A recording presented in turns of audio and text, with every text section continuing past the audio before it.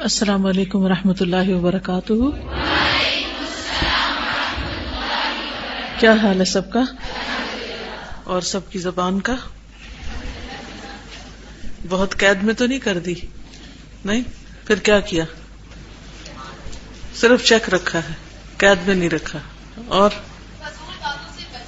Okay, چلیے آگے پھر چلیں تاکہ کتاب پوری ہو جائے آپ کی۔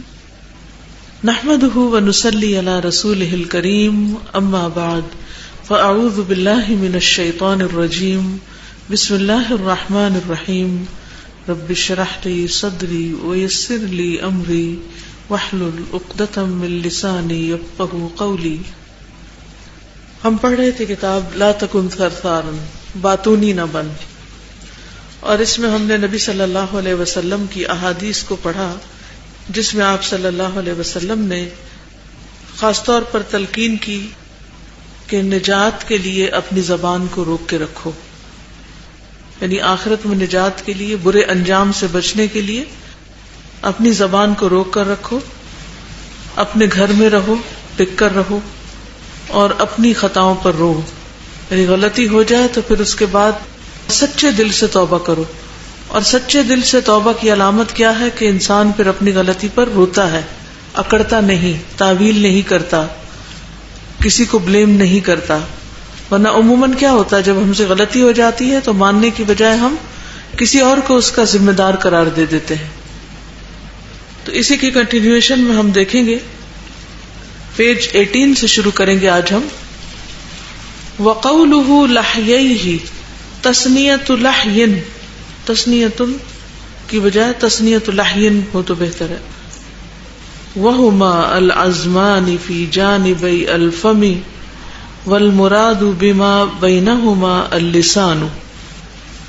وقال صلی اللہ علیہ وسلم من وقاه اللہ شر ما بین لحییہ وشر ما بین رجلیہ دخل الجنہ، رواہ الترمذی۔ وقد بین النبی صلی اللہ علیہ وسلم ان خروج اللسان عن حد الصحة وتجاوزه الضوابط الشرعیة للکلام يدل على مرض القلب وضعف الإيمان، وهذا يبين علاقة الظاهر بالباطن، وأن الإيمان قول وعمل يزيد بالطاعة وينقص بالعصيان۔ قال عليه الصلاة والسلام لا يستقيم إيمان عبد حتى يستقيم قلبه، ولا يستقيم قلبه حتى يستقيم لسانه، رواہ احمد وحسنہ الالبانی۔ اور آپ کا قول لحییہ، لحیٌ کا تثنیہ ہے، تثنیہ کا مطلب دو ہونا، اور وہ یعنی لحییہ کیا ہے؟ منہ کے دونوں جانب کی ہڈیاں ہیں، یعنی جبڑے۔ لحییہ کس کو کہتے ہیں؟ لحیٌ ایک جبڑا اور لحیین دو جبڑے، اور دو جبڑوں کے بیچ میں کیا ہے؟ زبان، اور ان کے درمیان سے مراد زبان ہے۔ اور آپ صلی اللہ علیہ وسلم نے فرمایا جس کو اللہ نے دونوں جبڑوں کے درمیان کی چیز زبان اور دونوں ٹانگوں کے درمیان کی چیز شرمگاہ کے شر سے بچا لیا، وہ جنت میں داخل ہو گیا۔ اور نبی صلی اللہ علیہ وسلم نے واضح کیا کہ زبان کا درستگی کی حد سے نکلنا اور کلام کے شرعی ضابطوں سے، یعنی جو شریعت نے اس کے لیے مقرر کیے ہیں، شرعی ضابطوں سے تجاوز کرنا، دل کی بیماری اور ضعف ایمان یعنی ایمان کی کمزوری پر دلالت کرتا ہے۔ یعنی اگر کوئی شخص اپنی زبان کو صحیح طور پر استعمال نہیں کرتا تو اس کا مطلب یہ ہے کہ اس کا ایمان کمزور ہے۔ تو زبان کا تعلق ایمان سے ہے، اور یہ ظاہر اور باطن کے تعلق کو بیان کرتا ہے۔ اور جبکہ ایمان قول اور عمل ہے، ایمان کیا ہے؟ قول اور عمل، جو اطاعت سے بڑھتا ہے اور نافرمانی سے گھٹتا ہے۔ ایمان میں اضافہ کس چیز سے ہوتا ہے؟ اللہ کی فرما برداری سے، اور کمی نافرمانی سے۔ آپ علیہ الصلاۃ والسلام نے فرمایا کسی بندے کا ایمان اس وقت تک سیدھا نہیں ہوتا جب تک اس کا دل سیدھا نہ ہو، اور اس کا دل اس وقت تک سیدھا نہیں ہوتا جب تک اس کی زبان سیدھی نہ ہو. زبان سیدھی نہیں تو دل سیدھا نہیں، دل سیدھا نہیں تو ایمان درست نہیں، اور ایمان درست نہیں تو پھر انجام بخیر نہیں، خطرات ہیں، نجات نہیں. تو اس لیے اگر ہم زبان کی اصلاح کرنا چاہتے ہیں تو اپنے ایمان کو مضبوط کریں تاکہ دل درست ہو. دل درست ہوگا تو بات بھی درست نکلے گی، کیونکہ ہم منہ سے کیا بولتے ہیں؟ جو ہمارے دل میں ہوتا ہے. ہماری گفتگو، ہمارے باطن ہماری شخصیت کی آئینہ دار ہوتی ہے کہ ہم دوسروں کے بارے میں کیا رائے رکھتے ہیں. جو دل میں ہوتا ہے وہی زبان پہ آ رہا ہوتا ہے. اب لفظی ترجمہ اور مختصر وضاحت دیکھ لیجئے. وقولہ لحییہ، اور آپ کا یہ فرمانا لحییہ، تسنیۃ لحین، لحین کا تسنیہ ہے. اور لحیین کیا ہے؟ وہما، اور وہ دونوں، الازمانی، دو ہڈیاں ہیں، فی جانبی، دو طرف، الفمی، منہ کے دونوں جانب دو ہڈیاں ہیں. والمراد بما، اور مراد ساتھ اس کے، یعنی ان ہڈیوں کے درمیان سے مراد بینہما، ان کے درمیان، اللسان، زبان ہے. یعنی ان دو ہڈیوں کے درمیان کی چیز سے مراد زبان ہے. وقال صلی اللہ علیہ وسلم، اور نبی صلی اللہ علیہ وسلم نے فرمایا، من وقاہ اللہ، جس کو بچایا اللہ نے. تقوی کا لفظ بھی اسی سے ہے، وقایا سے. شر، شر سے، ما بین لحییہ، اس کے دونوں جبڑوں کے درمیان کی چیز کے. وشر ما بین رجلیہ، اور اس کی دو ٹانگوں کے بیچ یعنی شرمگاہ کے شر سے. دخل الجنہ، تو وہ جنت میں داخل ہو جائے گا. یعنی انسان کا شر اس کے اپنے ساتھ لگا ہوا ہے، شر اس کے اپنے اندر ہے. ٹھیک ہے، یعنی ہم شر باہر ڈھونڈتے ہیں لوگوں میں. عموماً ہمارا تبصرہ کیا ہوتا ہے؟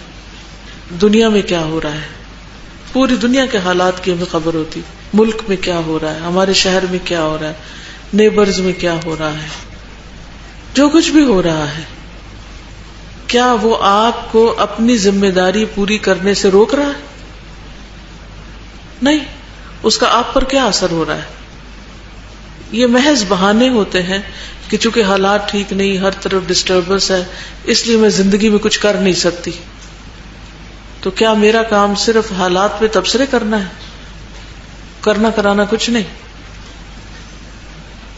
اصل بات یہ ہے کہ ہم کچھ کرنے کے لیے کوئی پین نہیں لینا چاہتے، کوئی تکلیف نہیں اٹھانا چاہتے، محنت نہیں کرنا چاہتے، اور صرف تبصروں کے بل پہ جینا چاہتے ہیں. باطونی پن جو ہے وہ ہماری پروڈکٹیوٹی کی راہ میں رکاوٹ ہے.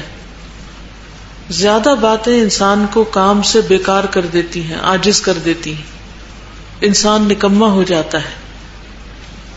اور زیادہ بولنا فارغ لوگوں کا کام ہوتا ہے، جن کے پاس زندگی میں کچھ خاص کام نہیں، ہر طرح کی سہولتیں میسر ہیں، ہر طرح کے مددگار خدمتگار موجود ہیں. نہ پکانا پڑتا ہے، نہ دھونا پڑتا ہے، نہ صفائی کرنی پڑتی ہے، نہ اور کوئی گھر کا کام ہے. تو فارغ ہی فارغ ہیں. جو فارغ ہی فارغ ہیں تو پھر کیا ہوگا؟ پھر کبھی کسی سے باتیں، کبھی کسی سے باتیں. الحمدللہ فون بھی ہم میں سے بعض لوگوں کے فری ہیں، ان کے ہسبینڈز ان کے بل پے کر دیتے ہیں یا بچے پے کر دیتے ہیں، اور مائیں فارغ اپنے دوستوں سے ادھر ادھر باتیں کرتی رہتی ہیں. جو بھی مل گیا اس کا وقت ضائع کیا. تو یہ تو زندگی نہیں، یہ تو اپنے ساتھ بھی بڑا ظلم ہے اور دوسروں کے ساتھ بھی. جب کچھ فکر کرنے کو نہیں تو فرانس میں کیا ہو رہا ہے اور امریکہ میں کیا ہو رہا ہے اور فلاں کے ساتھ کیا ہو رہا ہے، ان کی فکر لگا کے بیٹھے رہے. چلو فکر تو ہونی چاہیے کہ دنیا میں کسی کو بھی تکلیف ہو، لیکن اس کا یہ مطلب نہیں کہ ہم پڑھنا لکھنا چھوڑیں. ہم اپنے آپ سے پوچھیں کہ ایک ہفتے میں کتنی کتابیں ہم ختم کرتے ہیں پڑھ کے، ان میں سے کتنی اچھی باتیں ہیں جو ہم سیکھتے ہیں اور پھر ہم دوسروں کے ساتھ شیئر بھی کرتے ہیں.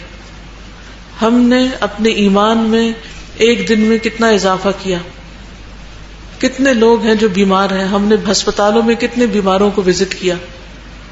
کتنے ہی ڈیسٹیٹیوٹ ہیں، کتنے ہی پریشان حال لوگ ہیں کہ جن کا کوئی پرسان حال نہیں. ہم نے ان کی کیا خدمت کی، ان کے پاس کب گئے، ان کو کیا پکا کر دیا، انہیں کیا کھلایا، جو بھوکے ہیں ان کو کیا کھلایا، جو لا علم جاہل بچے ہیں ان کو جا کر کیا پڑھایا، کیا سکھایا. کیا اللہ نے ہمیں صحت، زندگی، جوانی، مال، سہولت، دولت، ہر چیز صرف اس لیے دی ہے کہ ہم محض باتیں ہی کرتے رہیں سارا وقت، اور باتیں کر کر کے ہم خوش رہیں کہ ہمارے درجات بلند ہو رہے ہیں؟ کیا یہ اپنے ساتھ ظلم نہیں؟ یعنی ساری باتوں کی سمجھ ہو، اچھی بھلی صحت بھی ہو، اور پھر کچھ نہ کرے، اللہ کو کیا جواب دیں گے؟ لیکن کرنا ہمارے نفس پہ بھاری ہوتا ہے نا، کرنے کے لیے تکلیف اٹھانی پڑتی ہے، کچھ دماغ لڑانا پڑتا ہے، کچھ سوچنی پڑتی ہے، اور پھر اپنا وقت کہیں استعمال کرنا پڑتا ہے. تو زبان کے شر سے بچنا دراصل اپنے ہی فائدے میں ہے، ورنہ اللہ سبحانہ وتعالی قیامت کے دن آگے چلنے نہیں دے گا جب تک کہ جواب نہیں دیں گے آپ کہ آپ نے اپنی زندگی کس کام میں گزاری، اور اپنا دن کس کام میں گزارا، اور اپنا جسم کس کام میں گلایا. اور پھر اس سے نقصان کیا ہوتا ہے؟ نقصان یہ ہوتا ہے کہ جن لوگوں کے بیچ میں ہم رہتے ہیں ان کے لیے بھی وبال بن جاتے ہیں، ان کے لیے بھی بوجھ بن جاتے ہیں، کیونکہ ہم ان کے کاموں میں مداخلت شروع کر دیتے ہیں، ان کو مفت کے مشورے دینے شروع کر دیتے ہیں. عموماً گھروں میں ساس بہو کی لڑائیاں کیوں ہوتی ہیں؟ کیونکہ ساس فارغ ہے، کام کوئی بھی نہیں، ریٹائرمنٹ کی زندگی بسر کر رہی ہے، اپنے بچے بڑے ہو چکے ہیں، کوئی ذمہ داری نہیں، ذمہ داریاں بہو نے لے لی ہیں. اب جب فارغ ہوگا ذہن تو کیا نظر آئے گا؟ بہو کی نیگیٹو چیزیں نظر آئیں گی، اس کی منفی چیزیں نظر آئیں گی، تو بلا وجہ کچھ نہ کچھ تبصرہ چلتا رہے گا، کچھ نہ کچھ مشورہ چلتا رہے گا. اس سے پھر کیا ہوتا ہے؟ کوئی کتنے دن برداشت کر سکتا ہے؟ پھر ایک دن آتا ہے کہ دوسرا شخص پھٹ پڑتا ہے. پھر عزت احترام کے وہ شرعی قاعدے اور یہ جو سب باتیں لکھی ہوئی نا، تجاوز الضوابط الشرعیہ، یہ سارے ٹوٹ جاتے ہیں، بند. پھر بدتمیزی بھی ہوتی ہے، بد اخلاقی بھی ہوتی ہے، بعض اوقات غلط بیانی بھی ہوتی ہے، بڑوں کا عزت و احترام جاتا ہے، سب کچھ جاتا ہے. لیکن بظاہر دیکھنے میں قصور دوسرے فریق کا نظر آتا ہے، لیکن ہم بھول جاتے ہیں کہ ہم خود ہی وجہ ہیں، ہم وجہ ہیں. وجہ کیا ہے؟ ہماری بیکاری. آپ اپنے لیے کوئی ٹارگٹ سیٹ کریں کہ ایک سال میں آپ کتنے بچوں کو پڑھا سکتی ہیں. کیا آپ نہیں پڑھا سکتی؟ کتنی جہالت ہے ملک میں، جہالت ختم ہو گئی ہے؟ نہیں، کوئی نہیں ختم ہوئی. آپ اپنا ٹارگٹ سیٹ کر سکتی ہیں، اس سال میں نے سورۃ البقرہ حفظ کرنی ہے. آپ سارا دن ذرا حفظ کریں، پھر دیکھیں فرصت ملے گی کہ کسی اور کو آپ پوچھیں. نبی صلی اللہ علیہ وسلم نے سورۃ البقرہ کے بارے میں کیا فرمایا کہ اس کا پڑھنا باعث رحمت اور اس کا چھوڑنا باعث حسرت ہے. کتنے دن ہو گئے کہ ہم نے سورۃ البقرہ نہیں پڑھی؟ اس کا چھوڑنا باعث حسرت ہے، اور باطل پرست اس پر غالب نہیں آ سکتے. ہم سب پورے قرآن کو تو چھوڑیں، صرف سورۃ البقرہ کو ہی دیکھیں، ہم میں سے کتنے لوگوں کو اس کا کتنا حصہ یاد ہے، یا اس کو صحیح پڑھ ہی سکتے ہو. ہم نے کیا سوچ رکھا کہ ہم اللہ کو کیا جواب دیں گے؟ اس عمر کا، اس بیتی جوانی کا، اس مال کا، اس فراغت کا. دن میں ہزاروں میسج واٹس ایپ پر پڑھنے میں ہمیں کوئی مشکل نہیں، شیئرنگ میں کوئی مشکل نہیں، اوروں کو بھی شیئر کرتے رہتے ہیں. ہم خود کیا کرتے ہیں؟ تو اگر اس جنوری سے اگلی جنوری تک اپنے لیے یہی ٹارگٹ رکھ لیں کہ میں نے سورۃ البقرہ یاد کرنی ہے، یہ سورۃ آل عمران حفظ کرنی ہے، تو زبان استعمال ہوتی جائے گی. وہ جو زبان کو بے چینی لگی رہتی ہے نا بولنے کی، وہ بھی ٹھیک ہو جائے گی، کیونکہ وہ بول رہی ہوگی لیکن ایک بہتر چیز بول رہی ہوگی. اور پھر اگر اگلے سال زندگی رہی، اللہ زندگی دے، تو سورۃ آل عمران شروع کر دیں. سورۃ آل عمران اور سورۃ البقرہ دونوں مل کر قیامت کے دن کیسے آئیں گے آپ پر؟ دو سایہ دار بدلیوں کی طرح، یا پرندوں کے جھنڈ کی طرح وہ اپنے پڑھنے والے پر سایہ کریں گی. لیکن ہم دن پر دن، ہفتوں پہ ہفتے، مہینوں پہ مہینے بیکار ضائع کر رہے ہیں، صرف تبصرے. کبھی سیاست پہ تبصرے، کبھی مذہب پہ تبصرے، کبھی لوگوں پہ تبصرے. کیا اللہ نے ہمیں سب کا ذمہ دار بنا کے بھیجا؟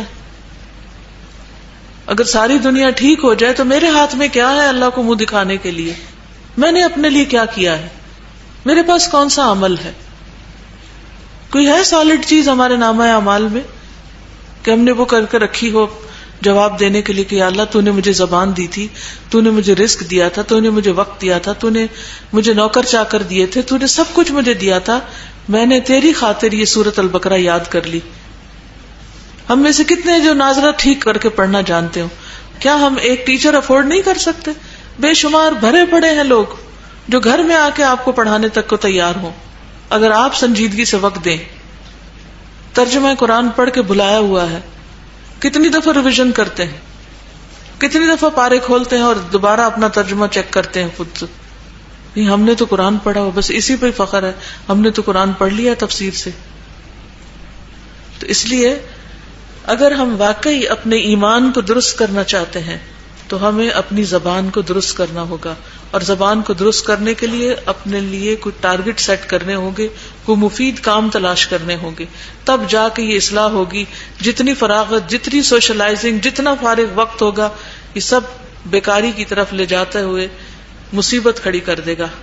تو اللہ تعالی ہمیں اس سے محفوظ رکھے اور اپنا بھلا کرنے کی توفیق دے. اپنا بھلا ایسا کر کے ہم کسی کے سر پہ احسان نہیں کریں گے، نہ میرے نہ کسی اور کے، صرف اور صرف اپنا فائدہ کر رہے ہوں گے. وقد بین النبی صلی اللہ علیہ وسلم، اور تحقیق بیان کیا نبی صلی اللہ علیہ وسلم نے، ان خروج اللسان، کہ نکلنا زبان کا، ان حد الصحت، صحت کی لمٹ سے، یعنی صحیح بات کرنے سے باہر. اور صحیح بات کرنے کے علاوہ کیا بات ہو سکتی ہے؟ جیسے جھوٹ بولنا، غیبت کرنا، چغلی کرنا، اور دوسروں کے ساتھ بدتمیزی سے پیش آنا، دوسروں پر الزام تراشی کرنا، یہ بیمار زبان ہے. وتجاوزہ الضوابط الشرعیہ، اور اس کا تجاوز کرنا شرعی ضابطوں سے، للکلام، کلام کے، یعنی شریعت نے کچھ ضابطے قاعدے مقرر کر رکھے ہیں کلام کے لیے، تو جب زبان ان ضابطوں سے باہر نکل آتی ہے، حدود پار کر دیتی ہے، یدل علی مرض القلب، تو یہ دل کی بیماری پر دلالت کرتا ہے. اب دیکھیں، جو لوگ غصے میں بولتے ہیں، جو لوگ بدتمیزی کرتے ہیں، دوسروں کے ساتھ بےہودہ گفتگو کرتے ہیں، گالیاں دیتے ہیں، یا کسی بھی طرح چیختے چلاتے ہیں، تو بنیادی طور پر ان کا دل اصل میں بگڑا ہوا ہوتا ہے. سوچئے، کبھی آپ اگر کسی پر چلائے ہوں تو اس کی وجہ کیا ہوتی ہے؟ اپنے اندر غور کیجئے، سوچئے.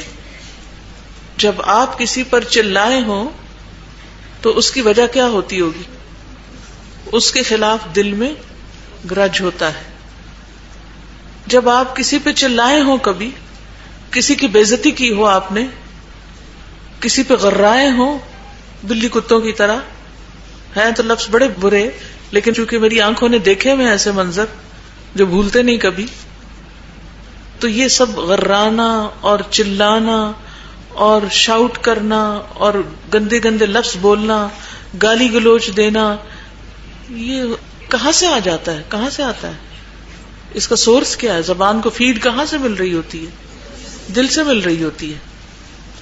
تو گویا دل میں خرابی ہے، دل میں کیا ہے؟ بیماری. یہ کس کی علامت ہے؟ یس. اور ہمیں تو کبھی کوئی خوف ہی نہیں آیا کہ ہمارے اندر بھی کوئی منافقت ہو سکتی. صحابہ کرام ڈرتے تھے منافقت سے. ابو بکر کہہ رہے ہیں، حنظلہ کہہ رہے ہیں، نافق حنظلہ، حنظلہ تو منافق ہو گیا. لیکن ہمیں اپنے دل کی خرابیوں پر کبھی بھی سوچنے کا اور اس بیماری کو کبھی بھی غور سے دیکھنے کا موقع نہیں ملا کہ یہاں بھی بیماری ہے. اور جب کوئی روکے یا منع کرے تو سارا قصور دوسرے میں نظر آتا ہے. بھئی دل تو آپ کا بیمار ہے، اس کا اصلاح کیجئے، نہ کہ صرف دوسرے پر الزام لگا دیں اور اپنے آپ کو بری ذمہ قرار دے دیں. یدل علی مرض القلب وضعف الایمان، تو یہ دل کی بیماری اور ایمان کی کمزوری کی علامت ہے. وہذا یبین، اور یہ بیان کرتا ہے، علاقۃ الظاہر بالباطن، تعلق ظاہر کا باطن سے. ظاہر کا تعلق باطن کے ساتھ اس سے پتہ چلتا ہے. وَأَنَّ الْإِيمَانَ قَوْلٌ وَعَمَلٌ، اور بے شک ایمان قول اور عمل ہے. یزید بالطاعۃ، جو اطاعت سے بڑھ جاتا ہے. وَيَنْقُصُ بِالْعِصْیَانِ، اور کم ہو جاتا ہے نافرمانی سے. جتنا جتنا ہم اللہ کی اطاعت کریں گے اتنا اتنا ایمان بڑھے گا. جتنا جتنا ایمان کا نور بڑھے گا اتنی دل کی غلاظتیں باہر آ جائیں گی، دل صاف ہوتا جائے گا. یعنی ایمان کے اندر اتنی پاور ہے کہ جب وہ دل میں آتا ہے تو دل میں منافقت باقی رہنے نہیں دیتا. یہ ایمان ہے جو کمزور ہوتا ہے تو دل کے اندر منافقت بھر جاتی، بیماری آ جاتی. قال علیہ الصلوۃ والسلام، فرمایا نبی صلی اللہ علیہ وسلم نے، لا یستقیم، نہیں درست ہوتا، ایمان عبد، کسی بندے کا ایمان، حتی یہاں تک کہ یستقیم، درست ہو جائے، قلبہ، اس کا دل، ولا یستقیم، اور نہیں درست ہوتا، قلبہ، اس کا دل، حتی یہاں تک کہ یستقیم لسانہ، درست ہو جائے اس کی زبان. تو گویا جب تک زبان درست نہ ہو اس وقت تک دل درست نہیں، جب تک دل درست نہ ہو اس وقت تک ایمان درست نہیں، یعنی وہاں منافقت ہے. تو ہماری منافقت کہاں سے پتہ چلتی ہے؟ ہماری گفتگو سے. سمپٹمز ہوتی ہیں نا، بیماریوں کی علامتیں ہوتی ہیں. بعض اوقات بیماری پیٹ میں ہوتی ہے اور درد کہاں ہوتی ہے؟ سر میں. ٹھیک ہے نا. تو اگر کوئی صرف سر کی دوا کھاتا رہے تو اس کا علاج نہیں ہو سکتا جب تک کہ پیٹ کا علاج نہ کرے. کل ہی کوئی مجھے بتا رہے تھے کہ کسی شخص کے سینے میں کچھ تکلیف تھی، نہیں سانس میں. تو جب وہ ڈاکٹر کے پاس گئے تو انہوں نے ان کو دانتوں کی درستگی کی دوا دی. ان کا کہ تکلیف تو سینے میں ہے اور دوا آپ یہاں دے رہے ہیں. تو انہوں نے کہا کہ آپ کے دانتوں سے خون رستا ہے جو اندر جا کے سینے پہ گرتا رہتا ہے. یعنی جب تک آپ کے دانت درست نہیں ہوں گے آپ کی آواز اور سینے کی کھڑکھڑاہٹ اور یہ تکلیف دور نہیں ہو سکتی. کتنی دور کی بات ہے نا، حکمت کی بات ہے. لیکن دانتوں سے رشتہ خون کسی کو نظر آتا ہے؟ نہیں آتا. اسی طرح منہ سے نکلی باتیں بھی کسی کو پتہ نہیں چلتی کہ وہ کتنی خطرناک ہے. اور یہ اصل میں تعفن ہے دل کے اندر کی سڑان کا. کیونکہ دل خوش ہو، دل میں کسی کے لیے محبت ہو، دل میں کسی کے لیے وسعت ہو تو آپ دیکھیں گے کہ زبان سے سامنے بھی اور پیچھے بھی اچھی ہی بات نکلے گی. لیکن کسی کے بارے میں دل اچھا نہ ہو تو سامنے ہو سکتا مجبوری سے اچھی بات کر ہی لیں، لیکن پیچھے تو اس کی خوب خبر لیں گے. یہ بھی دل کی خرابی کی علامت ہے. تو یہ جو کانٹے ہیں نا غیبت چغلی کے، یہ اصل میں دل کی گندی دلدل کے اندر سے نکلے ہوئے ہیں. یہ وہ پودے ہیں. وہاں صفائی ہو جائے تو منہ بالکل صاف ہو جائے گا. تو حدیث کی روح سے وہ باتیں جو ایمان کمزور کر دیتی ہیں ان میں سے ایک گالی دینا ہے. گالی دینا، نبی صلی اللہ علیہ وسلم نے فرمایا مسلمان کو گالی دینا فسق ہے. یہ بھی دل کی خرابی کی علامت ہے نا. ایسے تھوڑی کوئی کسی کو گالی دے سکتا ہے جب تک وہ بیمار نہ ہو. کیا ایک مومن سچا انسان گالی دے سکتا ہے؟ اسے زیبا دیتا ہے؟ اس کا دل گوارا بھی کرتا ہے؟ وہ سوچ بھی سکتا ہے کہ وہ کسی کو گالی دے؟ سوچ ہی نہیں سکتا. مومن نہیں سوچ سکتا. تو مومن کو گالی دینا فسق ہے اور اس سے جنگ کرنا کفر ہے. اسی طرح قرآن میں جھگڑا کرنا کفر ہے. یہ بھی دل کا بیمار شخص ہی کر سکتا ہے کہ قرآن کے بارے میں ایسی باتیں کرے جو نہیں کرنی چاہیے. پھر اسی طرح غیر اللہ کی قسم کھانا، یہ بھی شرک ہے. اللہ کے سوا کسی کی قسم کھائے انسان تو لا الہ الا اللہ پڑھے، کیونکہ انسان کو اسلام کے دائرے سے باہر نکال دیتی. تو باتوں کی 3 قسمیں ہوتی ہیں. نمبر 1 خیر کی بات، نمبر 2 شر کی بات، اور نمبر 3 لغو بات، نہ خیر نہ شر. خیر کی بات تو مطلوب ہے، مقصود ہے. شر کی بات حرام ہے. اور لغو بات وہ ہے جس میں نہ کوئی خیر ہے نہ شر. کوئی فائدہ نہیں کسی کا کوئی علم اس سے نہیں بڑھتا. کہا جاتا ہے کہ جب گفتگو کرنے کی قیمت چاندی ہو اور خاموش رہنے کی قیمت سونا ہو تو پھر کیا کرنا چاہیے؟ خاموشی اختیار کرنی چاہیے. اور کتنی ہی باتیں ایسی ہیں جو کرنے والے کو بہت بڑی مصیبت میں ڈال دیتی، دنیا میں بھی اور آخرت میں بھی. جب تک بات آپ کے ہاتھ میں رہے، نہیں آپ اسے نہ کریں، تو ایسے ہی ہے جیسے کوئی تیر ہے آپ کے ہاتھ میں اور آپ نے چھوڑا نہیں. اور جب تیر انسان چھوڑ دیتا تو کسی کو بھی جا کے لگ سکتا ہے. تو زبان بھی تیر سے کم کا کردار ادا نہیں کرتی. امام نووی کہتے ہیں کہ ہر مکلف انسان کے لیے مناسب ہے کہ وہ اپنی زبان کی ہر قسم کی گفتگو سے حفاظت کرے. انسان اپنی زبان سے نکلی ہوئی ہر طرح کی بات کی حفاظت کرے. صرف وہ بات کرے جس میں کوئی مصلحت واضح ہو. جہاں بولنا اور خاموش رہنا برابر ہو، خاموش رہنا سنت ہے، کیونکہ بعض اوقات جائز گفتگو بھی مکروہ یا حرام تک جا پہنچاتی ہے، اور خاموشی جو ہے وہ سلامتی کی علامت ہے. پھر خیر کی دو قسمیں ہوتی ہیں، ایک تو فی ذاتی ہی فی نفسی ہی، اور دوسری خیر فی المراد بھی.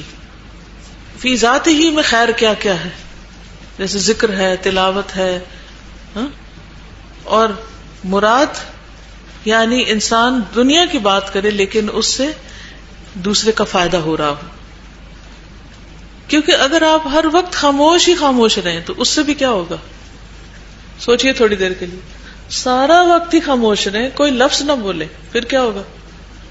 دوسروں کو آپ سے وحشت، الجھن، کہ لگتا ہے کہ بہت مکار شخص ہے کہ بالکل بھی نہیں بولتا، یا سمجھیں گے کہ آپ اس سے ناراض ہیں. تو کام کی بات چھوٹی چھوٹی تھوڑی تھوڑی جو فائدے کی ہو وہ بولتے رہنا چاہیے، لیکن بیکار بات نہیں. کسی نیکی کو معمولی نہ سمجھا جائے اگرچہ وہ مسلمان بھائی کو بندہ پیشانی سے دیکھنا ہی کیوں نہ ہو، ملاقات کرنا ہی کیوں نہ ہو. نبی صلی اللہ علیہ وسلم نے فرمایا مومن کو خوش کرنا لیکن جھوٹ بول کے نہیں، جھوٹے لطیفے سنا کے نہیں، اچھی بات کے ذریعے. اس کا قرض ادا کرنا، اس کی ضرورت پوری کرنا، اس سے کسی مصیبت کو دور کرنا افضل ترین اعمال میں سے ہے، بہترین اعمال میں سے ہے. بچوں کو پیار سے بلانا، ان کا کوئی پیارا سا نام رکھ دینا، اس سے کیا ہوتا ہے؟ بچے خوش ہوتے ہیں. جیسے آپ اے زوینب زوینب کہنے لگے حضرت زینب ام سلمہ کی بیٹی کو، آپ ان کے ساتھ کھیلتے تھے اور انہیں بلاتے تھے اپنی طرف. بچوں کے لباس، ان کے کام، ان کی چھوٹی چھوٹی چیزوں کی تعریف کرنا اور ان کو دعا دینا. ام خالد بنت خالد کہتی کہ میں اپنے والد کے ساتھ نبی صلی اللہ علیہ وسلم کی خدمت میں آئی اور پیلے رنگ کی قمیض پہنے ہوئے تھی. آپ نے فرمایا سنا سنا. سنا حبشی زبان میں عمدہ چیز کو کہتے ہیں، جیسے ہم مثلاً کہیں very good, very nice, beautiful. ام خالد کہتی ہیں کہ میں مہر نبوت سے کھیلنے لگی، یعنی وہ چھوٹی تھی. میرے والد نے مجھے اٹھا لیا تو آپ نے فرمایا کہ اسے کھیلنے دو. پھر 3 بار آپ نے فرمایا ابلی و اخلقی، یہ کپڑا پرانا ہو اور پھٹ جائے، یعنی تم اس کپڑے سے خوب فائدہ اٹھاؤ جو تم نے پہنا ہوا ہو. ورنہ تو کیا ہوتا ہے، بعض اوقات بہترین کپڑا استری سے جل جاتا ہے اور نیا ہی خراب ہو جاتا ہے. پھر اسی طرح بیوی کو اچھے نام سے پکارنا، جسے نبی صلی اللہ علیہ وسلم حضرت عائشہ کو حمیرہ کہہ کے پکارتے. پھر اسی طرح داماد کو پیار سے بلانا، حضرت علی کو کیا کہہ کے بلایا آپ نے؟ یا ابا تراب، اٹھو ابو تراب. اسی طرح کسی کی بھی دل جوئی کے لیے اچھی بات کرنا، لیکن احتیاط کے ساتھ. ایسا نہ ہو کہ آپ اس کو ابو تراب یعنی مٹی کے باپ کہیں اور وہ روٹ کے چلا جائے. اس کے کہنے کا بھی کوئی موقع محل ہوتا ہے. وہ اصل میں اس وقت زمین پہ لیٹے ہوئے تھے اور مٹی ان کے جسم کو لگ گئی تھی. پھر اسی طرح اچھی گفتگو جب انسان کرتا ہے تو شیطان سے حفاظت ملتی ہے. بری گفتگو سے انسان شیطان کے پھندے میں آ جاتا ہے. وَقُلْ لِعِبَادِي يَقُولُ الَّتِي هِيَ أَحْسَنُ إِنَّ الشَّيْطَانَ يَنزَغُ بَيْنَهُمْ إِنَّ الشَّيْطَانَ كَانَ لِلْإِنسَانِ عَدُوًّا مُبِينًا. کہہ دیجئے اے میرے بندو کہ وہ بات کہیں جو سب سے اچھی ہو. بے شک شیطان ان کے درمیان جھگڑا ڈالتا ہے، بے شک شیطان ہمیشہ سے انسان کا کھلا دشمن ہے. پھر یہ بھی یاد رکھیے کہ اچھی بات کرنا صدقہ بھی ہے. الکلمۃ الطیبۃ صدقہ. اچھی بات آگ سے بھی بچا سکتی ہے. آپ نے فرمایا اتقوا النار ولو بشق تمرہ فإن لم تجد فبکلمۃ طیبہ. آگ سے بچو، خواہ کھجور کا آدھا ٹکڑا ہی کیوں نہ دو، اگر وہ نہ ملے تو اچھی بات ہی کر دو. تو اچھی بات جنت میں لے جانے والی بھی ہے، درجات کی بلندی کا باعث بھی ہے. کوئی شخص اللہ کو راضی کرنے والی ایک بات کہتا ہے اور وہ نہیں سمجھتا کہ اس کا اثر وہاں تک ہوگا جہاں تک وہ ہو جاتا ہے، اس کی وجہ سے اللہ تعالیٰ قیامت تک کے لیے اس کے لیے خوشنودی لکھ لیتے ہیں. اور اسی طرح وائس ورثہ بھی، کہ انسان کوئی ایسی بات زبان سے نکالتا ہے کہ جس سے اللہ تعالیٰ ناراض ہو جاتے ہیں اور وہ جہنم کی کھائیوں تک جا پہنچتا ہے. اچھی بات ایسے عمل میں سے ہے جو بخشش کو واجب کر دیتا ہے، لیکن اگر ہم زبان کو خیر کی باتوں میں استعمال کریں تو جنت میں لے جانے والے کاموں میں سے ہے. آپ نے فرمایا اطب الکلام، عمدہ گفتگو کرو، وصل الارحام، رشتہ داریوں کو جوڑو، وقم باللیل والناس نیام، اور رات کو اٹھو جبکہ لوگ سو رہے ہوں، تدخل الجنت بسلام، جنت میں سلامتی کے ساتھ داخل ہو جاؤ گے اگر یہ کردار ہو تمہارے. اسی طرح جو لوگ اچھی بات کریں جنت میں ان کو ایسے خوبصورت بالا خانے ملیں گے جن کے اندر سے باہر اور باہر سے اندر نظر آ رہا ہوگا. کیا سمجھ میں آیا؟ اب تک جو گفتگو ہوئی ہے اس سے کیا سمجھ میں آیا؟ کیا کرنا ہے اور کیا نہیں کرنا، اپنے لیے آپ نے کیا سوچا؟ اب آپ کے بولنے کی باری. جی، کل باتوری نہ بن کے بارے میں کافی باتیں پتہ لگی کہ ہم جو باتیں کرتے ہیں تو وہ بہت زیادہ لغو ہوتی ہیں. تھوڑا سا پریشان ہو رہے تھے کہ ہم ایسا لگ رہا تھا کہ جیسے بولے ہی نہیں. تو الحمدللہ آج بات کرنے میں کافی بات ہو رہی ہے کہ بات کرنی چاہیے اور اچھی بات. کافی فائدے بھی پتہ لگے کہ صدقہ بھی اور جنت میں لے جانے والے کاموں میں سے ہے. تو بولنا چھوڑنا نہیں ہے، انشاءاللہ بات جی، کرنی ہے لیکن مفید بات کرنی. باتونی نہیں بننا، بولنا نہیں چھوڑنا، ٹھیک ہے، لیکن کیا بولنا ہے؟ اچھی بات بولنا ہے. جی، مجھے یہ بات بہت اچھی لگی اور بالکل نئی چیز لگی کہ ہم اپنے ساتھ شر لے کر چل رہے ہیں. جی، جیسے ایسا لگا تھا کہ وائلڈ بیسٹ ہے یا کوئی بہت وائلڈ اینیملز ہیں اور ان کو ہم نے قید کر کے رکھنا ہے، اگر چھوڑ دیا وہ ہم پہ اٹیک کر دیں گے. بالکل، بہت اچھا امیجن کیا آپ نے کہ کہتی ہے کہ ایسا لگتا ہے جیسے ایک وائلڈ بیسٹ ہے ہمارے پاس جس کو ہم نے کیچ کر کے رکھنا، پکڑ کے رکھنا، اگر چھوڑ دیا آزاد تو کھا جائے گا. ہمیں یہ ہوتا ہے کہ ہمیں بولنے کی عادت تو بچپن سے ہی ہے نا، تو بولنا ہوتا ہے. جیسے آپ نے کہا کہ اگر ہم ٹارگٹ سیٹ کر لیں نا اپنے لیے کہ اسے مجھے یہ ٹارگٹ کرنا ہے، سورہ آل عمران ہے، سورۃ البقرہ ہے، تو یہ بہت بہترین ہے. ہم بولیں ہماری عادت بھی چھوٹ جائے گی اور ایک بہترین کام ہماری زندگی میں ہو جائے گا. بالکل، اور آپ کو لگے گا کچھ کیا ہے آپ نے. اگر ہر روز صبح ایک آیت سے بھی آپ شروع کر دیں اور بار بار اس کو پڑھیں اور اپنے لیے جیسے ایک ٹائم ٹیبل بنا لیں کہ 1 گھنٹہ تو میں نے اٹھنا ہی نہیں، قرآن ہی پڑھتے چلے جانا، جو مرضی ہوتا رہے. اپنے سارے گیجٹس، فون وغیرہ سب کچھ ایک طرف کر کے آپ ہو، آپ کا کمرہ ہو اور آپ کا قرآن ہو، اور آپ اپنا حفظ شروع کر دیں. آپ یہ نہ سوچیں بھول رہا ہے تو دوبارہ یاد کر لیں، پھر بھول گیا تو پھر یاد کر لیں، زندگی اسی میں گزر جائے. یہ بڑی اچھی بات آج مجھے پتا چلی کہ میں کیونکہ قرآن حفظ ہوں تو میں بار بار بھول جاتی ہوں. تو میں نے ایک مخصوص ٹائم رکھا ہوا ہے فجر کے بعد، تو وہ جب پڑھتی ہوں تو مجھے بس ایسا ہوتا ہے کہ یہ پریشیس ٹائم ہے میرا جو میرے رب اور میرے درمیان ہے. تو اس میں مجھے بڑا دل کا سکون بھی ہوتا ہے اور ایک ہر قسم کا ڈپریشن دور ہو جائے گا. گارنٹی دیتی ہوں کہ اگر آپ اپنا ایک وقت مقرر کر لیں قرآن حفظ کرنے کے لیے، دعائیں پڑھنے کے لیے، آپ کے اور آپ کے رب کے بیچ میں کوئی چیز بیچ، فون وغیرہ تو سب بند کر کے رکھ دیں. کچھ نہیں ہوتا، کوئی ایمرجنسی نہیں آ جاتی. اللہ تعالیٰ حفاظت کرے گا اور آپ کو ہر شر سے بچائے گا، لیکن پوری یکسوئی اور ایمانداری کے ساتھ وہ وقت اپنا اس کام کے لیے رکھیں. سادہ ہم لوگ سمجھتے نا کہ ہم نے نماز پڑھ لی، ہم نے روزہ رکھ لیا تو ہم نے اللہ کی اطاعت کر لی. تو اطاعت اللہ ہے ہی نہیں جب تک ہم نے منافقت نہیں چھوڑی اور ہمارا ایمان نہیں بڑھتا تو ہمارا اطاعت اللہ کیسے ہو گئی. جی، کل بھی ہم نے پڑھا تھا نا کہ نماز، روزہ، صدقہ سب کچھ ضائع اس عورت کا جو اپنی زبان کی حفاظت نہیں کرتی تھی. ساری نیکیاں برباد. ہم سمجھتے ہم نے بڑے بڑے کمال کر لیے. ایسا نہ ہو کہ قیامت کے دن جائیں اور سب صفا صاف ہو. میں یہ سوچ رہی تھی جیسے دل کی بیماری کی آپ نے بات کی، تو ہم سرسار بننے سے اور متشدد بننے سے تو بچ جاتے، لیکن متفحق کی کیٹیگری میں فال کر جاتے ہیں. بات ہم مختصر بھی کریں گے اور اتنی اس طرح بھی نہیں کریں گے، ہمارا انداز بھی، لیکن اسی میں ہم دل میں یہ سوچ لیں گے کہ ہم نے بہت اچھی بات کی. جی، ہم نے سب سے اچھی بات کی، ہم سب سے بہتر ہیں. سادہ یہ جو بات ہو رہی تھی نا کہ ایمان کمزور ہو تبھی انسان کے منہ سے ایسی باتیں نکلتی ہیں، تو میں اس کو سوچ رہی تھی. اور یہ جو آپ نے جو پازیٹیو باتیں بتائیں جیسے قرآن مجید کی زیادہ سے زیادہ تلاوت، تو یہ وہ اعمال ہیں جو ہمارے ایمان کو مضبوط کرتے ہیں. کیونکہ جب ہم غور و فکر کے ساتھ قرآن کی تلاوت کرتے ہیں تو یہ اللہ کا کلام ہے، اس سے ہم اللہ کو مزید پہچانتے ہیں اور ہمارے دل میں شوق پیدا ہوتا ہے. ظاہر اللہ کی آیات ہی ہمیں اللہ کی پہچان کراتی ہیں اور کیا کام ہیں جو اللہ کو پسند ہیں اور کون سے کام ہیں جو اللہ کو ناپسند ہیں. جب ہم تلاوت غور و فکر سے کرتے ہیں تو ایمان مضبوط ہوتا ہے.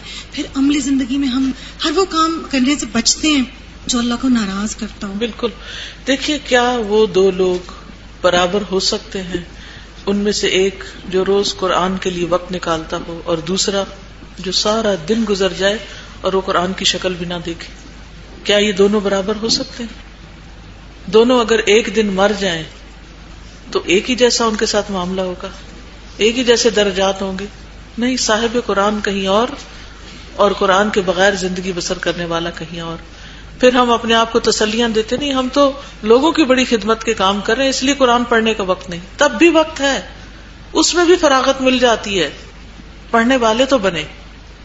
جی, جب سے یہ اسٹارٹ ہوئی ہے بک تو میں کانسٹنٹلی اپنے آپ کو واچ کر رہی ہوں کہ میں کتنی باتیں جو ہیں وہ لایانی ہو رہی ہیں, اور اس میں میں نے دیکھا کہ اتنی باتوں سے میں رکی کہ کوئی کمنٹ پاس کر دینا, یا انفیکٹ اگر گاڑی چلاتے ہوئے بھی کوئی آگے سلو جا رہا ہے تو اننیسیسری بڑبڑانا, مطلب اتنی چیزیں مجھے لگ رہا تھا کہ کتنی زیادہ پرسنٹیج آف جو انرجی ہے وہ بچ رہی ہے جسٹ بیکاز فون اٹھانے لگی بات کرنے کے لیے, تو ایسے اتنی ضروری بات نہیں کرنی ہے, کوئی بات نہیں, جسٹ میسج پہ کر دیتی ہوں. مطلب اتنا زیادہ مجھے اپنے اوپر لگا. ہم فون بھی زیادہ کیوں کرتے ہیں؟ کیونکہ ہمارا دل بے چین ہو رہا ہوتا ہے نا, تو ہم سوچتے چلو فون کر کے دل بہلائیں, اور اس دل بہلانے میں پھر غیبت, چغلی, ادھر کی سب باتیں ہو جاتی ہیں. کتنا کم ایسا ہوتا ہے کہ جو واقعی ضروری اور مفید کام کے لیے ہم نے فون کیا ہو.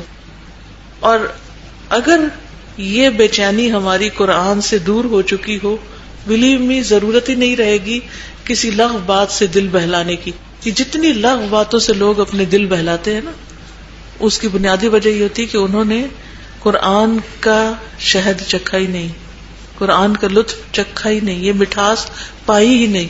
جس کو قرآن کی مٹھاس مل جائے پھر اس کو کچھ اور چاہیے نہیں ہوتا. وہ اتنا پیٹ بھرا ہوتا ہے نا اس کا, جیسے پیٹ بھرا ہو نا اگر, تو کوئی کھانے میں سونے جیسی چیز بھی پیش کرے تو طلب نہیں ہوتی. تو جب اچھی چیزوں سے پیٹ بھر جائے گا تو پھر پی پر خون بھرنے کی ضرورت نہیں جو گندی شعر و شاعری اور گانے بجانے اور ایسی چیزوں میں ہے. ایک کانسیپٹ ہمارے یہاں پہ ہے نا کہ زبان اس کی ذرا تیز ہے لیکن دل کی وہ بہت صاف. تو آج یہ بات مجھے بہت دل میں ہو رہی ہے کہ دلوں کو صاف کرنے کی پہلے ضرورت ہے, زبان کنٹرول خود ہی ہو جاتی. بالکل. میں کل ایک جگہ میت میں گئی تھی تو وہاں میں نے تھوڑا سا پہلے قرآن پڑھا, پھر میں نے یہ باتیں, کیونکہ سب اپنی اپنی باتوں میں ہی مصروف تھے, تو پھر میں نے یہی ذکر کیا کہ ہم بات جیسے کرتے فالتو باتیں نہ کریں. تو حقیقت میں ہم اتنا بچے ہیں سب ان چیزوں سے کل سے, اور یہ کہ واقعی سے ہم لوگ بہت زیادہ بولتے ہیں. تو پھر میں نے کہا آپ تھوڑا کسی جگہ 4 لوگ اکٹھے ہو جائیں, باتیں, تو بعض اوقات میں انالائز کرنا شروع کرتی ہوں کہ ان میں سے کتنی باتیں جو واقعی ضروری بھی تھی کرنی, کوئی ضرورت نہیں ہوتی, صرف اپنے دل کی بڑاس نکالی جا رہی ہوتی ہے. دل مچل رہے ہیں کیونکہ دل رجے ہوئے نہیں ہے نا, ان کو اللہ کا کلام ملا نہیں ہے, لہٰذا انہوں نے کچھ اور کرنا ہے. جی سادہ, اسی طرح کچھ لوگ کہتے ہیں نا کہ جیسے ہم بات کیے بغیر رہ نہیں سکتے, ایک ان کی خواہش ہوتی ہے کہ ان کی زبان کو چاہیے, شہوت ہوتی ہے نا ایک یہ بھی. تو اگر ہم تلاوت کو ہی دیکھ لیں تو ان کی تلاوت کرنے کے دوران وہ نیڈ جو ان کی زبان کی چلنے کی ہے وہ بھی پوری ہو سکتی ہے اگر آپ نے اس کو بینیفیشل استعمال کر لیا تو. صحیح. چلیے آگے چلتے ہیں.